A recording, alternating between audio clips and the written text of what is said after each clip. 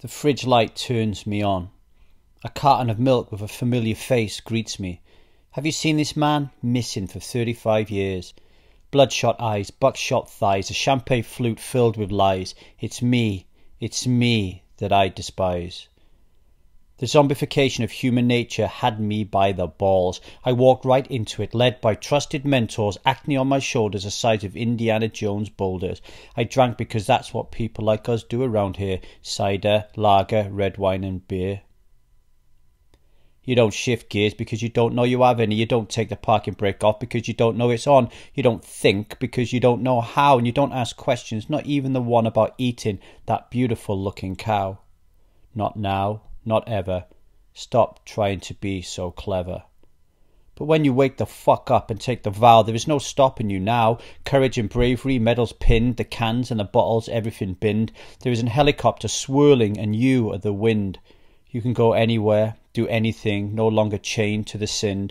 The transformation is for all to see, and it's incredible how you missed it for so long, you and me. The rush of air on the nape of your neck, the smell of a rose, no more nervous wreck. Striver Neil asks if his concentration and energy levels will increase when he consigns alcohol to the past, and that's what we cover in today's podcast. So there you are. Will concentration and energy levels increase when you become someone that doesn't drink alcohol? It's a question that Neil has asked, and it's one that I'm going to try and answer for the next 10 minutes. First and foremost, I think it's super important to differentiate between short-term and long-term thinking, okay?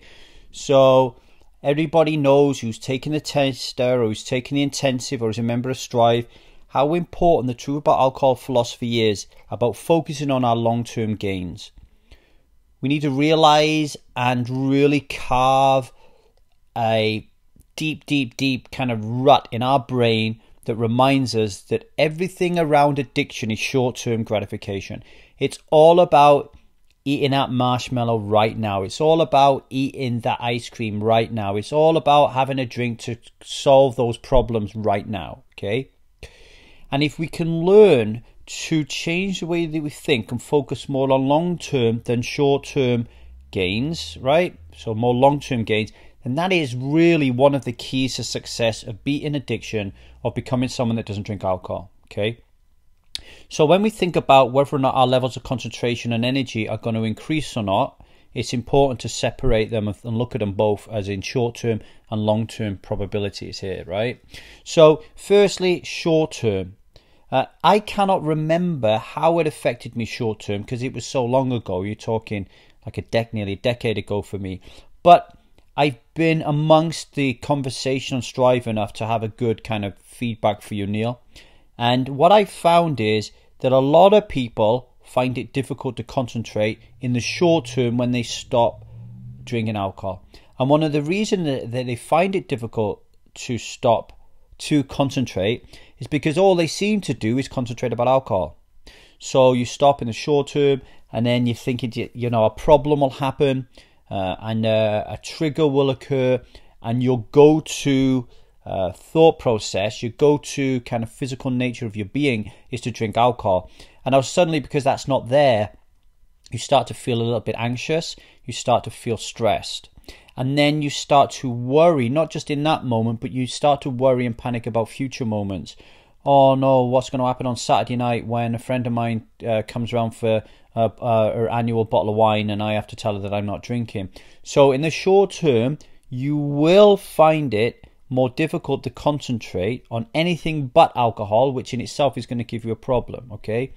However, you can look at this, and I want you to look at this as a really positive thing. So in the intensive, we have an assignment early on called experimentation, okay?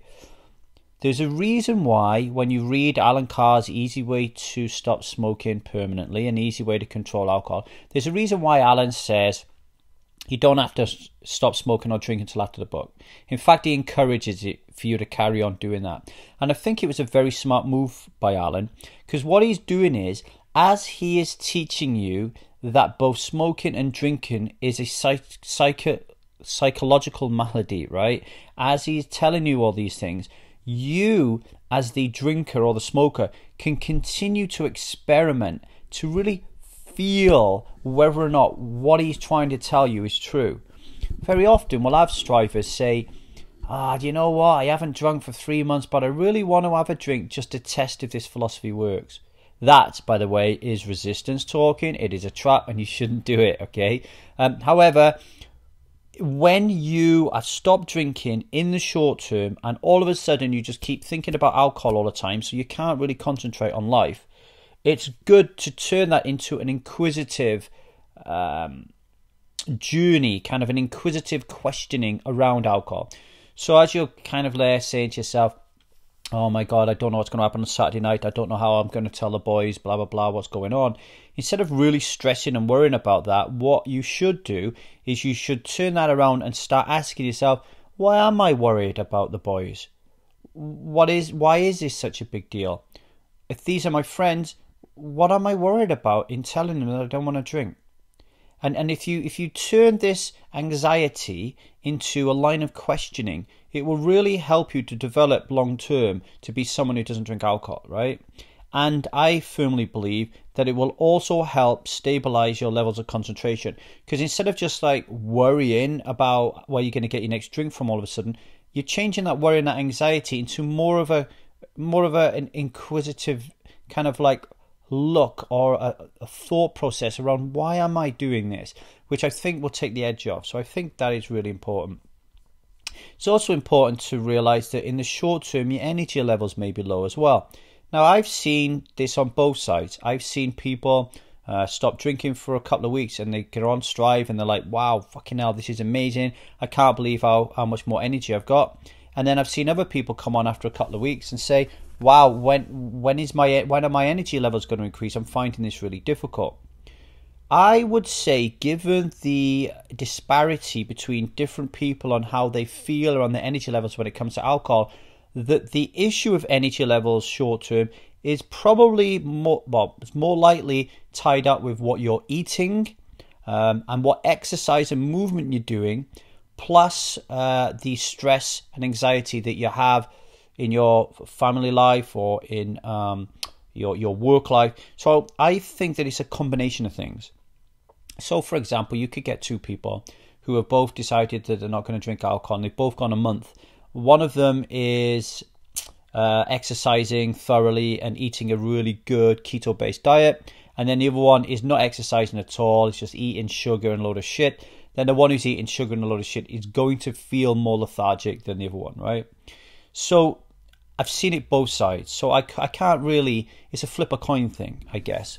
What I will say is, though, is that exercise and movement is a fantastic way of beating the cravings. It's a great way of filling the white space that comes up short term, and we should all be doing it anyway, right? And the likelihood is, if we're drinking and drinking is a problem, that we're less likely to be taking care of ourselves in other areas of our lives. So, you know, if we are hitting it big time on the alcohol, it's going to be a little bit unusual if we're in the gym every day, right? And we're going running every day, because we just won't have the energy, because alcohol fucking saps us of that energy, right? So I think one thing you should be doing anyway in the short term when you decide to be someone who doesn't drink alcohol is you should be exercising and you should be eating better. There are a lot of different supplements and a lot of different food types that you could eat in order for you to feel so much better. And if you listen to the podcast episodes that I did with Jolene Parks and Carla Marie, you'll learn a little bit more about how you can, you know, take advantage of the old way that the neurotransmitters work in order for you to, you know, balance out any kind of neurochemicals you may be missing or may be imbalanced for the fact that you're not drinking alcohol anymore, right? So short term, yeah, sometimes I see people, their energies drop, sometimes they skyrocket. I think it has to do with lifestyle in a holistic sense, okay? So that's my short-term thoughts. Long-term thoughts, will you develop a high level of concentration if you stop drinking alcohol? Too fucking right you will. I mean, long-term, it's a no-brainer. What happens is, once you become someone that doesn't drink alcohol, you will start to reduce the amount of anxiety, stress and depression you have in your life, because you just naturally become more buoyant. you become more positive, you become more courageous, more brave, and you're better able to deal with life. And you're more likely to accept the pain and suffering that is currently happening in your life, right? You're also going to be the short-term thoughts about always thinking about drinking all the time that I said could create a lack of concentration, they dissipate, don't they? So the longer you go on as being someone that doesn't drink alcohol, you're not worrying about alcohol anymore. Not only are you not worrying about alcohol, but you're not worrying about alcohol. You're not worrying about going out. You're not worried about what you're going to say to people. You're not worried about how drunk you're going to get. You're not worried about all that mess, right? So high level of concentration really does come about when you stop being someone that doesn't drink alcohol. You're not damaging your brain, for first and foremost, right? So we all know that alcohol is going to damage our brain. You're not doing that. So you definitely going to increase your chances of getting a higher level of concentration. But you also, like I said, develop more courage and self-confidence. And that in turn leads you to say to yourself, well, what can I do next? Especially if you're following something like the Truth About Alcohol philosophy. The reason that I created Strive and the Taster and the Intensive is because it was molded on everything that worked for me. And I will always say to people, when they say to me, Lee, how did you become someone who doesn't drink alcohol? I won't say I stopped drinking alcohol, I read Alan Carr's book. I'll say I quit my job. Because once I realized I had the power to stop drinking alcohol, it enabled me to look at my life and think to myself, well, hang on a minute, what else can I do? And the biggest thing I did post stopping drinking was to quit my job, right? And I had the courage and the bravery to do that because I stopped drinking alcohol, right? Now, so this asks you then start saying to yourself, well, what am I doing in my job? What am I doing in my relationships? What am I doing in my hobbies? Like, how am I having fun? And what happens is, by asking these questions and doing research, like reading books, watching videos, listening to podcasts, joining groups like Strive and entrepreneurial groups. I'm a member of Bernadette G was the right company. And you start mixing with other people who are asking the same sort of questions. And you start to get that togetherness and that spirit, that teamwork. So you know that people have got your back. And you start making changes in your life. You start changing your friends, your relationships, your job, your career, your vacation. And you start to become energized by this pursuit of meaning and purpose, right? And your energy that comes with that joie de vivre of understanding and searching for something bigger than what you've been doing is going to spark a real boundless amount of energy. And on top of that, a high level of concentration. Because you're just going to be altogether so with it, all right? So with it. Some caveats to talk about, in addition to my views on short-term, long-term thinking around this. One, if you eat garbage and you don't exercise, I don't care if you're drinking alcohol or not, you're not going to have a high level of concentration and you are going to have low levels of energy. So I think it's really important to... A lot of people do that, mind. They stop drinking alcohol because they're not getting that kind of sugar rush anymore that alcohol gives them, and they're not getting that I drink alcohol because it's a reward mechanism. A lot of people, me included, turn to sugar. Like I remember not being interested in sugar at all until I stopped drinking, and I would go to a restaurant and all of a sudden the sweet became a really important part of my meal. Like I was looking forward to the sweet more than anything else. But before I was drinking, I weren't interested in the sweet. And I think that was a combination of my body needing some sugar now that I'm not drinking as much alcohol, and also me thinking to myself, well, I used to have a glass of wine when I went out for a meal, so instead of having my glass of wine, I'm going to have two desserts, right? There's that psychological angle to it, okay? And so you're going to immediately want to start eating some junk, maybe because you stop drinking alcohol in the short term especially. And we get a lot of people who stop drinking alcohol and then they don't do anything else. They don't do any exercise, they don't eat well, and they kind of just willpower their way through it, and they feel shit. You know, that's going to happen. You know, it's nothing to do with alcohol. It's the fact that you're just eating crap and you're not exercising. So that's really important. So what else is it? The other thing is, it all depends on how you fill your white space. So the white space is the time that you have on your hands and the empty space you have for thinking in your brain once you become someone who doesn't drink alcohol.